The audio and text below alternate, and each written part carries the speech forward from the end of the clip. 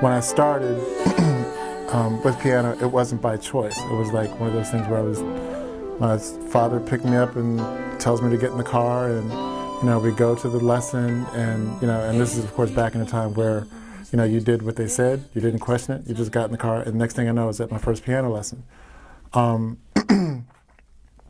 It was fun, it was interesting,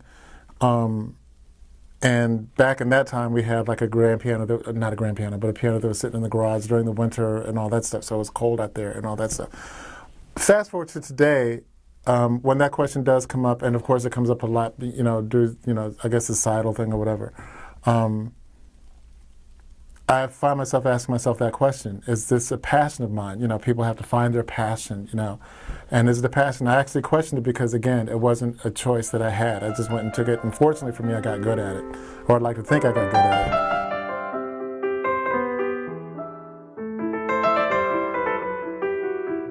it. Keyboard was my first instrument, but I did learn how to play trombone, and that started with the tuba. In junior high, there were nobody wanted to play tuba, and I did want to pick up a second instrument, and that became tuba. And tuba graduated from. I went from tuba to a whole bunch of other instruments until I found trombone.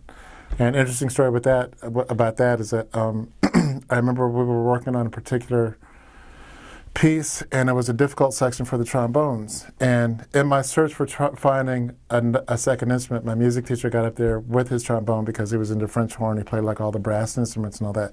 He got up there on his podium with the trombone, and I remember it just literally looked like to me the skies just opened, because it was just, there he was playing trombone. I'm like, that's it, I want to look like that. And that's where the trombone came in.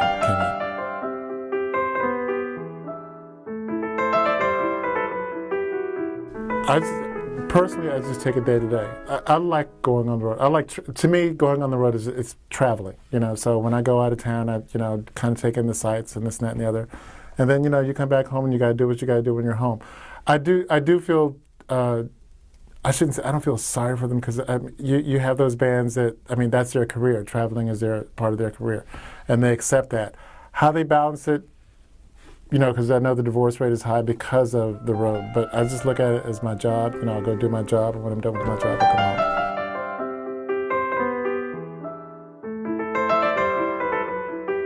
come home. And it's literally just a book, which I just follow the book. What's happening in there now? How's the baby looking? I literally turn the page and all that stuff. This is a book, I forgot the name of the book, but I turn the page and just kind of keep up with the pregnancy that way.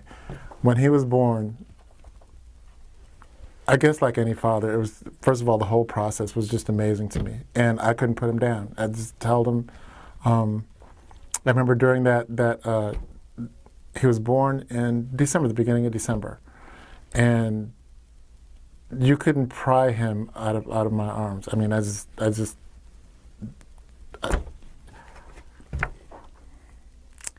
Yeah. It was beautiful. Beautiful, lack of a better way of putting it, or even a stronger word. It was beautiful to me, and to this day I can't be any more proud of him or my daughter.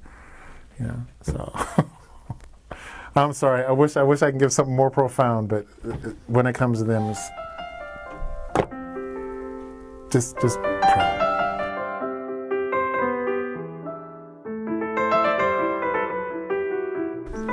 My first answer is no, not this business. This business, it's hard. But I guess not any business. It just depends on how you take it. My son learned how to play guitar, and his first love was basketball. Loves basketball, and from here on up, he just played basketball, and he literally was planning on that being his career. He developed a blood clot in his leg, which kind of curved that. But my son also, growing up, he was always the debater. Loved to debate and all that. And not disrespectfully, but he had his views and this and that and the other. So long story, when he developed the clot, he laid there in bed, and he always kind of had an interest in guitar. So while he's laying there, he learned how to play guitar.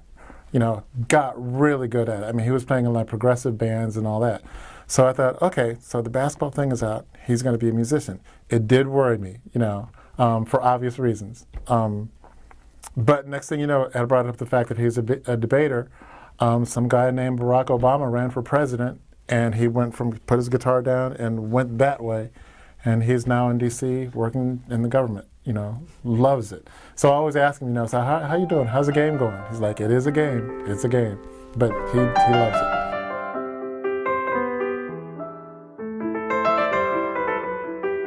I started out playing classical, and that'll always be home for me.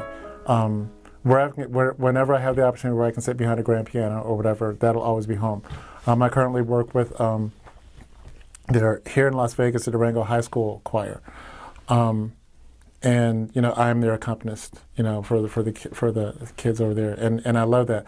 What's sad about that, if I can just talk about that briefly, is that here I am, an adult, going in there playing. When I was growing up, it was us, the students were playing, and I was the accompanist there. So it kind of takes me back in that sense, but I think it's sad that there aren't more musicians that are like learning how to play instruments.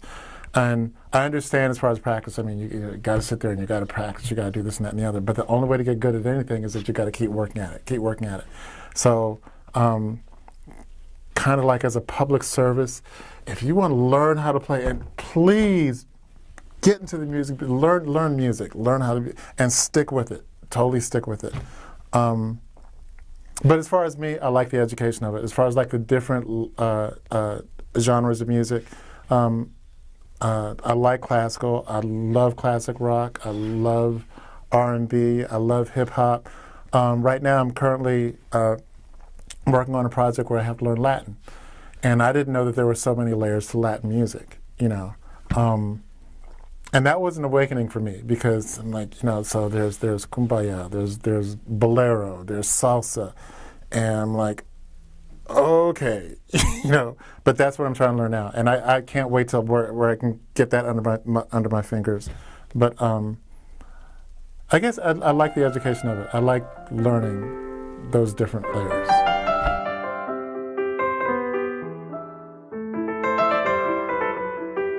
I do love photography too. I do remember as a child, even starting with piano, I love photography, and I wished, that's one of my regrets, is that I didn't take photography classes. I have the equipment and all that stuff, but I know I'm jumping around all over the place now, but I remember even as a child wanting a camera so bad. You know how you have those dreams or whatever, and then you wake up and you want to go back to the dream. And my first camera that I got, as a matter of fact, was on Christmas. It was a little black and white Polaroid, the ones that flip out the picture and you rip off the paper. I was so proud of that camera. I held on to that for I don't know how long, but yeah, that was probably more photography. I get into photography. Yeah, if it wasn't music, I'd probably be a photographer now.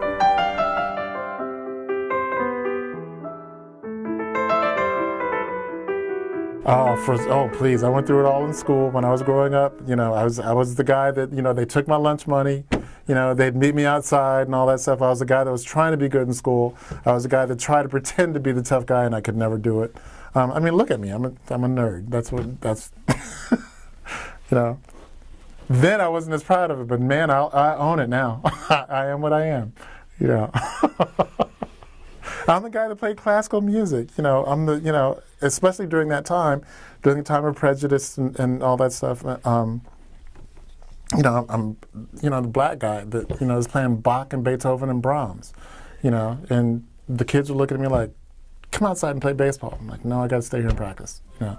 So I am what I am.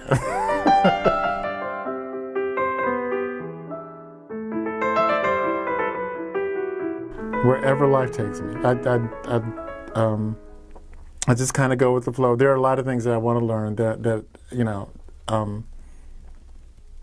A lot of things I want to learn. I want to learn this. I want to learn photography. I want to be a better musician, be a better player. I love to read. Again, going back to traveling, I love to travel. I'm always working on different music projects and all. So I guess to that end, developing the next big project, whatever that may be.